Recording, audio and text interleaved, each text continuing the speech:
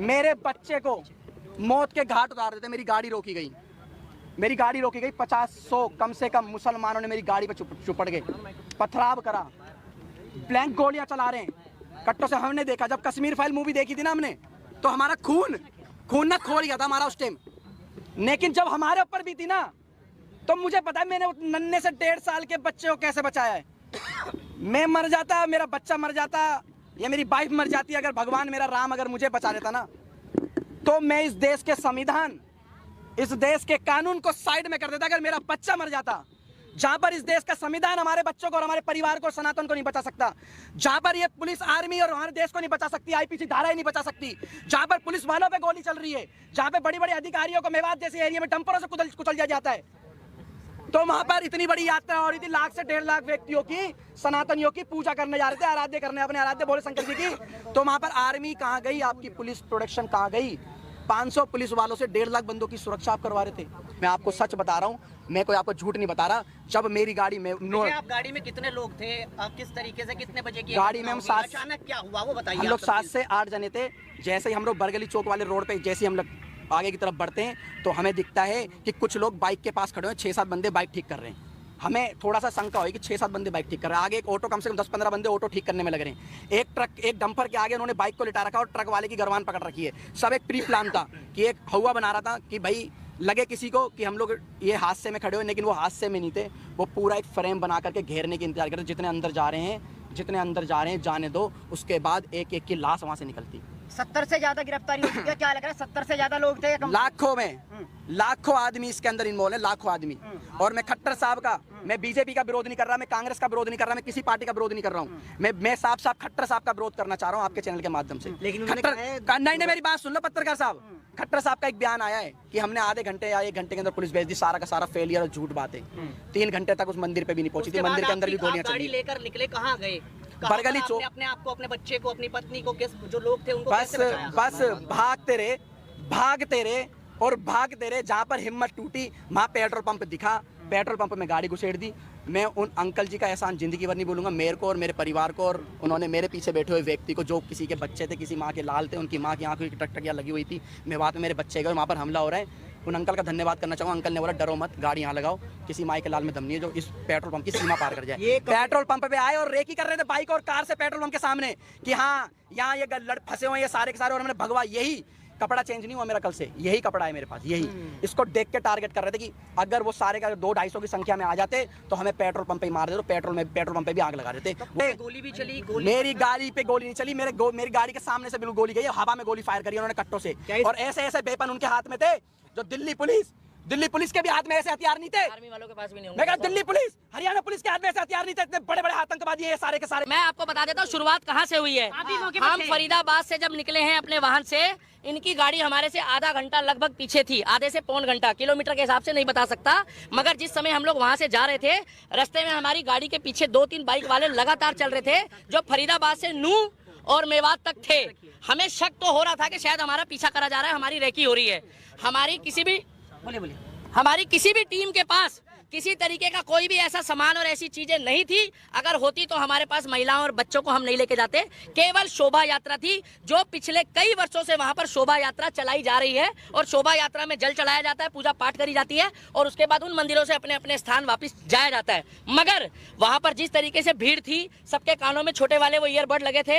हमारी बाइकों के साथ भी जब हमारी बाइकें रुकी है, कुछ काफिले में 4-5 गाड़ियां रुकी है, हमारी गाड़ियों के साथ एक बाइक वाला रुक के गया है, जिसने ये बताया है, वहां पर सबने देखा है कि कुछ लोग यहाँ भी रुक गए हैं, भेजो। जब हमारे को बोला गया कि ना तो आप यहाँ से निकल जाओ, पीछे पत्थरबाजी हो चुकी है, और मेरे पास एक वीडियो भी है जब हम लोग वहां से निकले हैं, मैं अभी वो क्लिप नहीं दिखा पा रहा मोबाइल में। उस वीडियो में उस व्यक्ति ने साफ बताया कि सर यहाँ से आप चले जाओ, वहां पर प्लान बन चुका है कि कुछ लोग आगे फंसे हुए हैं, वो आ रहे हैं, और वो व्यक्ति ने खुल के बताया, मगर मेरी बाइक का नंबर मत दिखाओ। दूसरी बात यह है, हमारे आसपास से पत्थरबाजी हुई है, वहां पर बुजुर्गों ने चलाए हैं, महिलाओं ने चलाए हैं। सबसे बड़ी बात यह है कि ये बच्चों को पहले टारगेट करते हैं, छोटे बच्चों को आगे लाते हैं, जिससे उनकी जमानत हो जाए, उनको जज के आगे पेश करके ये दिखाया जाए कि ये एक बच्चा है, ये बालक है, ये भावनाओं में आकर अपनी सुरक्षा में फेंकना शुरू कर चुका है। 4 दिन पहले से वहां पर पोस्ट चल रही थी कि इनको मेवात की धरती में पैर रख के दिखाओ, हम तुम्हारे बाप के नौकर नहीं है। मेवात को ये दिखाना चाहते हैं, कहते हैं हिंदुस्तानियों तुम वापस जाओ, मेवात हमारा है। हिंदुस्तान, मेरे को क्या पता पत्रकार कहाँ से आए, आपको पता कहाँ से आए पत्थर? आप बताइए मुझे क्या पता कहाँ से आए, कैसे पत्र, इसी पत्रकारिता के चक्कर में जो है ना मजाक बनाए हुए। एक मिनट रुक जाओ भाई साहब, इसी पत्रकारिता के चक्कर में पत्थर उनकी छत पे थे, तो मुझे क्या पता किसका लेंटर तोड़ के लेकर आए वो। चौथी मंजिल से पत्थर कहाँ जाएंगे, कौन एक ईंट उठा के चौथी मंजिल में जा रहा है? बाइक का शोरूम लूटा जा रहा है, हिंदुओं की दुकानों को टारगेट किया जा रहा है, और केवल वहां पर जब दिख रहे हैं मुसलमान, एक जगह कहा जाता है मुस्कुराइए आप लखनऊ में हैं, और एक जगह कहा जाता है बच के रहिए आप मेवात की नगरी में हो। ये फर्क देखा जा रहा है। पूरी तरह से फेलियर था, बिल्कुल फेलियर था। अगर अनिल विज की वहां पर 700 पुलिस थी, 700 पुलिस उन्होंने बताया है, उनके हाथ में हथियार थे जो सरकारी होते हैं संवैधानिक तौर पे, वो सारे बेकार थे, बोकस थे, कहीं कोई लाठीचार्ज नहीं हुआ, वो मूक दर्शक थे। आपके पास वीडियो क्लिप है, आप देखिए।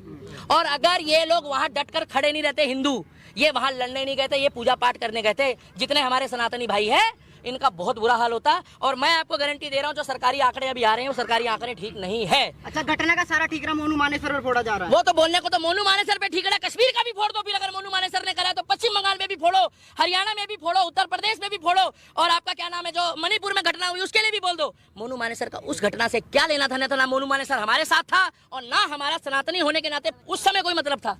हमारा मतलब केवल इतना था कि एक शोभा यात्रा थी, जिस तरीके से मुहर्रम में सारे मुस्लिम एक होकर जब यहाँ पर इन्होंने खुद नागलोई में दंगा करा, वहाँ कौन मोनू मानेसर था? वहाँ कौन सी आरएसएस की साजिश थी? वहाँ किसने बोला कि मोनू मानेसर का नाम लिया गया? अरे वो तो आपस में भिड़ गए।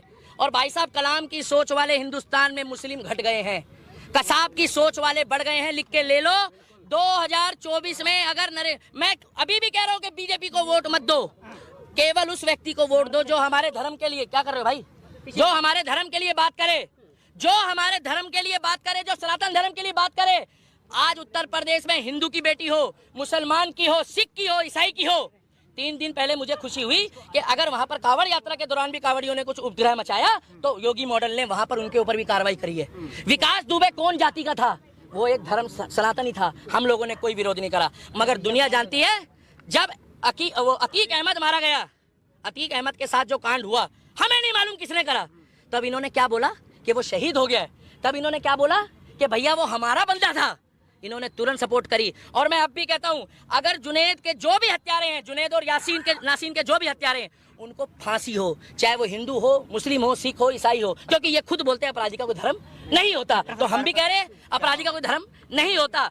अगर वो राजस्थान पुलिस ने मोनू मानेसर को क्लीन चिट दे दी, तो मोनू मानेसर की जो क्लीन चिट देने वाली सरकार है वो तो राजस्थान की कांग्रेस की है। हमारी मांग एक ही है, 2024 में मुझे नहीं लगता कि बीजेपी की सरकार, वहां पर खट्टर सरकार आएगी।